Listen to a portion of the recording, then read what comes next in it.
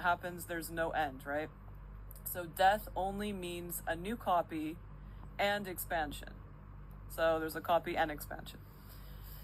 We tend to forget until we have so many topic examples to help us understand that this concept, which is all time is now. So until we have so many different examples, it's very hard, and we're going to slip back. So don't be hard on yourself. Yeah, so don't be hard on yourself, because it's how our brain is set up.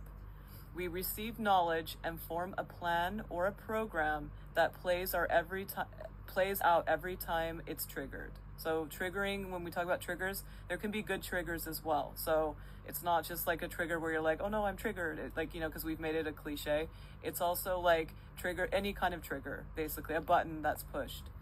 There will be reminders throughout the class so that if our brains start going to that direction, it'll like jolt open.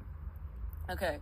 We will start big to small, and big meaning the way things work, and at a very expanded stage and POV. So it's many, many beings POV. And then we're going to go small to humans POV. So remember how I'm always saying you are streaming beings, right? That little image in the background, that's normally, streaming stuff. Okay, we're going to do almost like a meditation thing where you picture stuff. So now picture your energy like a huge cluster collective soup, or however it feels or sounds to you. Now, picture infinite laser beams shooting everywhere, outside. You jump into one, but how do you know where they go? What are the rules, and where do they go? We can't know, because right now we are viewing this concept from Earth's filters. Let's see.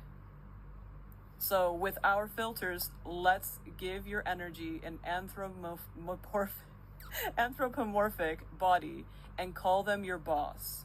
So we're trying to make this human. So all of this analogy that we're going to go through is humanizing it so that we can understand these wild concepts.